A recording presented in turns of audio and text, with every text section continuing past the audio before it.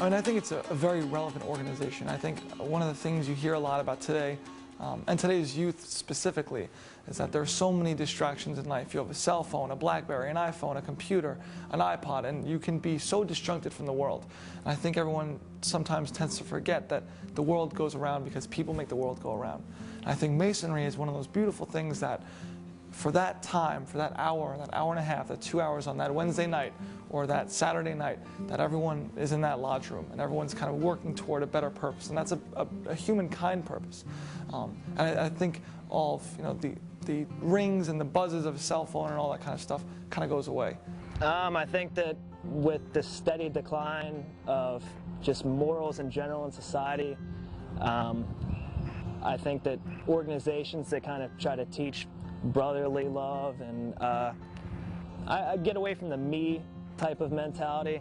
I think that those are positive organizations, and I've always tried to seek ways to serve my community. I don't think there's enough emphasis on people having values, on wanting to do their best, on wanting to do the right thing, on wanting to treat others right. And Masonry builds on that, not from the aspect of trying to get other people to do it, but trying to get each of us to do the best that we can with ourselves, and not to be as judgmental on other people. It's a way to make good men better. My father's a Mason. I just didn't get in right away. In fact, I'm the last one in my family to have gotten the message, and I did it on my own, and so did my brother. So my father really had no influence on us, although we have 5 or 6 generations of our family on both my father's side and my mother's side, going back to some Grand Masters.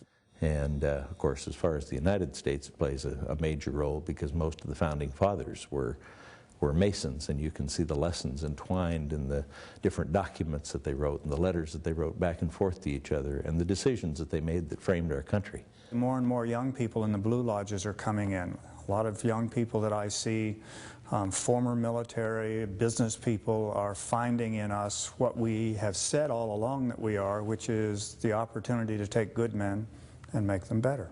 My first sergeant in my first unit was a Freemason, and I noticed that he had a lot of community service activities going on. I just really wanted to be a part of that.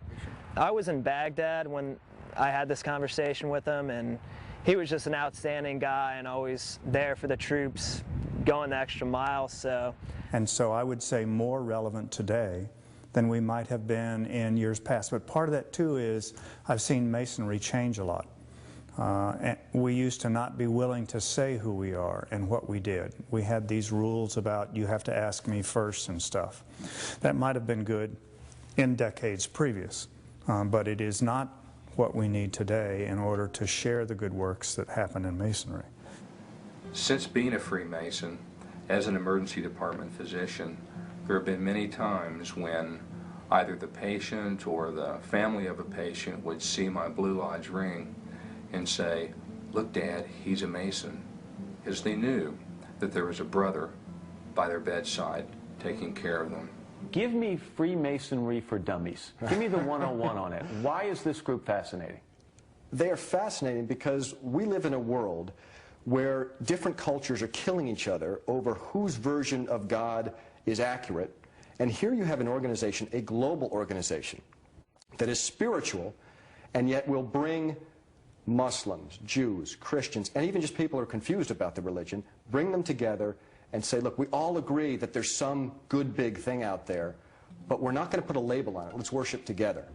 Masonry is really without equal in terms of a belief system, which is that no one can be told what to believe, especially when it comes to the very personal nature of belief in a higher power. One of the reasons that I'm very comfortable being a Mason and contribute in my own way financially is because we do good things, and we do them for a lot of people who are not Masons but who are Americans, and that makes me very happy to be part of it. So I think that's how I think Freemasonry today is more relevant than some other periods of time, because whereas in that whole golden age of fraternalism, when you had friends who were Masons so you joined, now it's people looking for something else to fill a different part of their life. My name is Jason Orm. I'm an electrician. I'm a sergeant in the Army National Guard. My name is Nicholas Samponia, and I am a Freemason. My name is Richard Draper, and I'm a Scottish Rite Mason. I am Mike Enzi, United States Senator from Wyoming, and I am a Scottish Rite Freemason. I'm Brad Paisley, and I am a Scottish Rite Mason. My name is Tom Wilkerson. I'm a Scottish Rite Mason, and I'm the Chief Executive Officer of the U.S. Naval Institute.